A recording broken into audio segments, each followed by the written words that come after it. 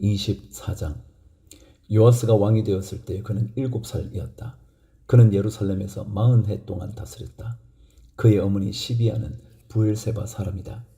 여호야다 제사장이 살아있는 동안에는 요아스가 주님 보시기에 올바르게 다스렸다. 여호야다는 왕에게 두 아내를 추천하였다. 왕과 그 두 아내 사이에서 아들, 딸들이 태어났다. 얼마 뒤에 요아스는 주님의 성전을 새롭게 단장할 마음이 생겨서 제사장과 레위 사람들을 불러 다음과 같이 지시하였다.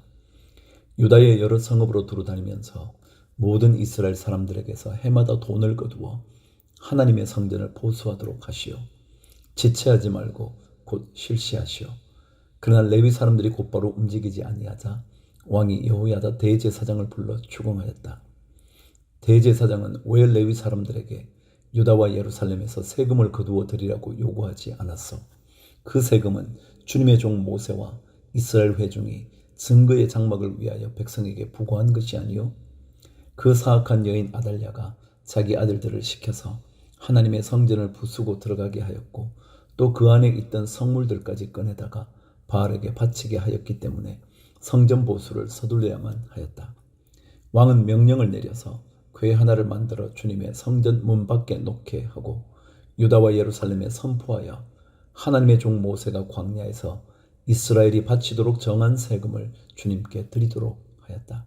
지도자들과 백성이 모두 기꺼이 돈을 가지고 와서 궤가 찰 때까지 거기에 돈을 던져 넣었다. 궤가 차면 레위 사람들이 그 궤를 왕궁 관리들에게로 가지고 갔는데 거기에 많은 액수의 돈이 찬 것을 그들에게 보여주면 왕실 서기관과 대제사장의 관리가 와서 그 궤의 돈을 계산하였다. 그리고 나면 레위 사람들은 다시 그 궤를 성전 밖 제자리에 가져다 놓곤 하였다. 왕과 여호야다가 그 돈을 주님의 성전 공사 감독관들에게 넘겨주면 그들은 주님의 성전을 새롭게 단장할 석수와 목수를 고용하고 주님의 성전을 보수할 기능공들 곧 쇠나 노쇠를 다룰 기술자들도 고용하였다. 일을 맡은 사람들이 부지런히 일을 하는 데다가 그들이 하는 일마저도 잘 진전이 되어서 주님의 성전은 본래의 설계대로 견고하게 세워졌다. 공사를 맡은 사람들이 공사를 마친 뒤에 남은 돈을 왕과 여호야다에게 가져오니 왕이 그것으로 주님의 성전에서 쓸 기구 곧 예배 때에 쓸 기구와 번제를 드릴 때에 쓸 기구와 숟가락과 금그릇이나 은그릇을 마련하게 하였다. 여호야다가 살아있는 동안에는 주님의 성전에서 번제를 드리는 일이 끊이지 않았다. 여호야다가 늙어 나이가 차서 죽으니 그가 세상에서 누린 횟수는 130년이었다. 그가 평생 이스라엘 백성과 하나님과 성전을 위하여 좋은 일을 하였다고 해서 사람들은 그를 다윗성 왕실 묘지에 안장하였다. 여호야다 제사장이 죽으니 유다 지도자들이 왕을 부축해서 자기들의 말을 듣도록 하였다. 백성은 주 조상의 하나님의 성전을 버리고 아세라 목상과 우상을 섬기기 시작하였다. 이러한 죄 때문에 유다와 예루살렘에 하나님의 진노가 내렸다. 주님께서는 백성을 주님께로 돌이키도록 경고하시려고 예언자들을 보내셨지만 백성들은 예언자의 말 듣기를 거절하였다. 여호야다 제사장의 아들 스가랴가 하나님의 영에 감동이 되어 백성 앞에 나서서 말하였다. 나 하나님이 말한다. 어찌하여 너희가 주님의 명을 거역하느냐. 너희가 형통하지 못할 것이다. 너희가 주님을 버렸으니 주님께서도 너희를 버리셨다.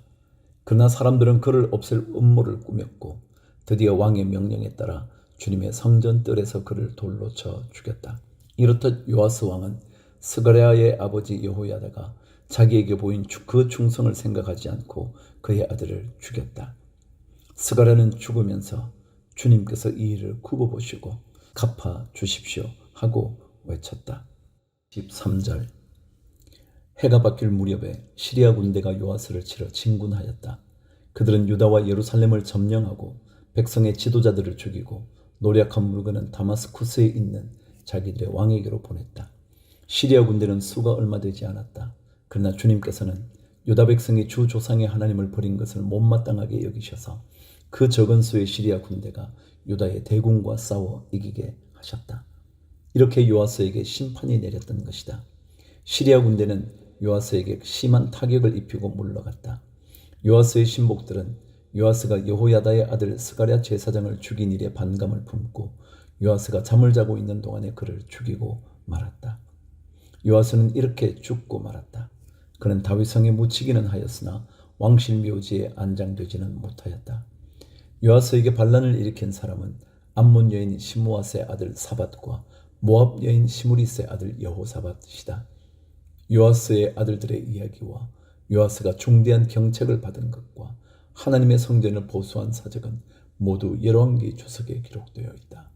그의 아들 아마샤가 그의 뒤를 이어 왕이 되었다. 25장. 아마샤가 왕이 되었을 때에 그는 25살이었다. 그는 예루살렘에서 29해 동안 다스렸다. 그의 어머니 여호아따는 예루살렘 사람이다. 그는 주님께서 보시기에 올바른 일을 하였으나 마음을 다하여 하지는 않았다. 왕권을 확고하게 장악한 뒤에 그는 부왕을 살해한 신하들을 처형하였으나 처형받은 신하의 자녀는 죽이지 않았으니 그것은 그가 모세의 책, 곧 율법에 기록된 말씀을 따른 것이었다. 거기에는 아버지가 자녀 대신에 처형받아서는 안 되고 또 자녀가 아버지 대신에 처형받아서도 안 된다. 오직 각 사람은 자신이 지은 죄에 따라 처형받아야 한다 하고 말씀하신 주님의 명령이 있다.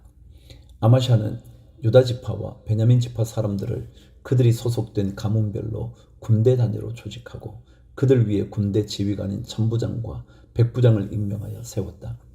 이 군대 조직에 편성된 사람들은 20살 이상 된 남자들로서 모두 30만 명이나 되었다. 이 사람들은 창과 방패로 무장하고 전쟁터에 나갈 수 있는 장정들이었다. 이 밖에도 그는 은 100달란트를 주고 북왕국 이스라엘에서 용감한 군인 10만 명을 고용하였다. 그러나 어떤 하나님의 사람이 아마샤에게 가서 말하였다. 임금님께서는 이스라엘 군대를 데리고 가지 마십시오. 주님께서는 북왕국 이스라엘 곧 에브라임 자손과 함께 계시지 않으십니다. 그런데도 임금님께서 북이스라엘 군대를 데리고 출동하시거든 힘써 싸워 보십시오. 하나님께서는 임금님이 대적들 앞에서 엎어지게 하실 것입니다. 하나님께서는 임금님을 이기게도 하실 수 있고 지게도 하실 수 있습니다. 아마샤가 하나님의 사람에게 물었다. 북이스라엘 군인을 고용하느라고 지불한 100달란트는 어떻게 하면 좋겠습니까? 하나님의 사람이 대답하였다. 주님께서는 그것보다 더 많은 것을 임금님께 주실 수 있습니다. 그래서 아마샤는 에브라임에서 온 군인들을 그들의 고향으로 돌려보냈다. 그들은 유다 사람에 대하여 몹시 불쾌하게 생각하면서 고향으로 돌아갔다. 아마샤는 용기를 내어 출병하였다. 소금 계곡에 이르러서 세일 자손 10,000명을 죽였다. 유다 군대가 또 별도로 10,000명을 산채로 붙잡아서 절벽 위로 끌고 올라가 그 밑으로 떨어뜨리자 그들의 몸이 으스러졌다.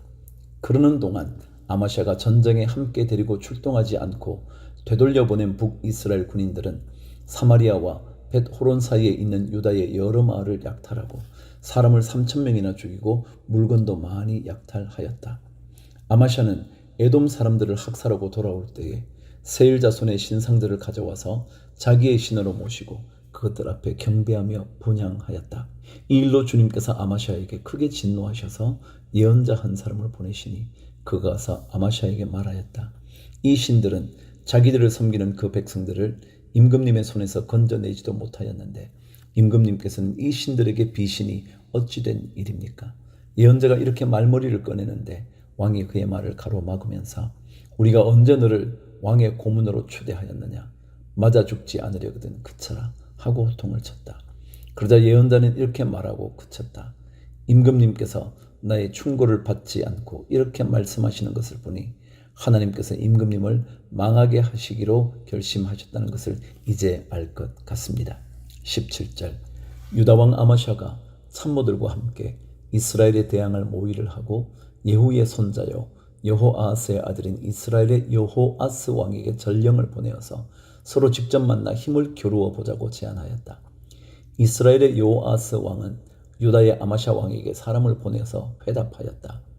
레바논의 가시나무가 레바논의 백향목에게 전가를 보내어서 백향목에 따를 며느리로 달라고 청혼하는 것을 보고 레바논의 들짐승이 지나가다가 그 가시나무를 짓밟은 일이 있습니다. 당신은 에돔을 쳐 부수었다는 것을 스스로 대견스럽게 여겨 자랑하면서 금방지게 우쭐대지만 차라리 당신 궁전에 그대로 머물러 있으면 별 탈이 없을 터인데 어찌하여 당신은 당신 자신과 유다를 함께 멸망시킬 화근을 스스로 불러들이고 있습니까? 그가 이렇게 말하여도 아마샤는 들으려 하지 않았다. 그러나 이것은 하나님께서 하신 일이다. 유다 사람들이 에돔 신들의 뜻을 물으므로 하나님께서 유다 사람들을 여호아스의 손에 넘겨주시려고 아마샤의 마음을 그렇게 만든 것이었다. 이스라엘의 여호아스 왕이 올라와서 유다의 아마샤 왕을 맞아 유다의 벳세메스에서 대치하였다. 그러나 유다 군대는 이스라엘 군대에게 패하여 뿔뿔이 흩어져 자기들의 집으로 도망가고 말았다. 이스라엘의 여호아스 왕은 벳세메스에서 아하시아의 손자요 요아스의 아들인 유다의 아마샤 왕을 사로잡아서 예루살렘으로 들어왔다.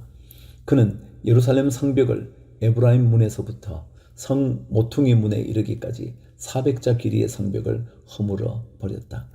그는 또 하나님의 성전 안에서 오벳 에돔이 지키고 있는 모든 금과 은과 그릇들을 약탈하고 왕궁의 보물 창고를 약탈하고 사람까지 볼모로 잡아서 사마리아로 돌아갔다.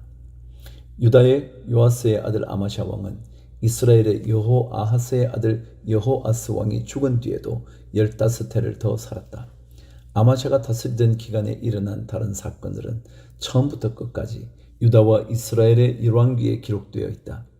아마샤가 주님을 따르다가 등지고 돌아선 뒤에 예루살렘에서 반란이 일어나자 아마샤는 라기스로 도망하였다. 그러나 반란을 일으킨 사람들은 라기스에까지 사람을 보내어 거기에서 그를 죽였고 그의 죽음을 말에 싣고 와서 그의 조상들과 함께 다윗성에 장사하였다. 26장. 유다의 온 백성은 우시아를 왕으로 삼아 그의 아버지 아마샤의 뒤를 잇게 하였다. 그가 왕이 되었을 때에 그는 16살이었다.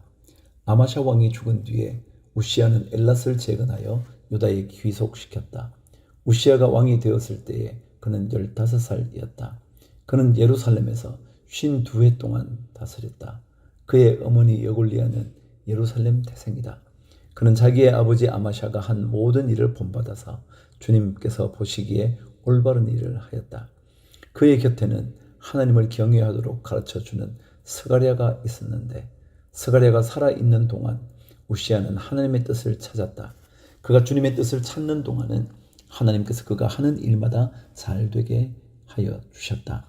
우시아가 전쟁을 일으켜 블레셋과 싸우고 가드성과 야분의 성과 아스돗 성의 성벽들을 헐고 아스돗 땅과 블레셋 지역 안에 성읍들을 세웠다. 그는 하나님의 도움을 받아 블레셋 사람과 구르바알에 사는 아라비아 사람과 마온 사람을 쳤다. 암몬 사람이 우시아에게 조공을 바쳤다. 우시아가 매우 강하였으므로 그의 이름을 따라 저 멀리 이집트 땅에까지 퍼졌다.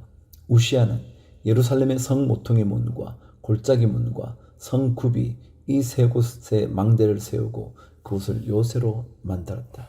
그에게는 기르는 가축이 많았다. 언덕지대와 평지에는 농부들을 배치시켰고 산간 지방에는 포도원을 가꾸는 농부도 두었다. 그는 농사를 좋아하여서 벌판에도 곳곳에 망대를 세우고 여러 곳에 물 웅덩이도 팠다. 우시아에게는 언제든지 나가서 싸울 수 있는 큰 규모의 군대가 있었다. 여이엘 병적 기록관과 마세야 병부 담당 비서관이 이들을 징집하여 병적에 올렸다. 이 두 사람은 왕의 직속 지휘관 가운데 한 사람인 하나냐의 지휘를 맡았다. 그 군대에는 2600명의 장교가 있고 그들의 밑에도 왕의 명령이 떨어지면 언제라도 대적과 싸워 이길 수 있는 30만 7500명의 군인들이 있었다. 우시아는 이 군대를 방패와 창과 투구와 갑옷과 활과 무림매로 무장시켰다.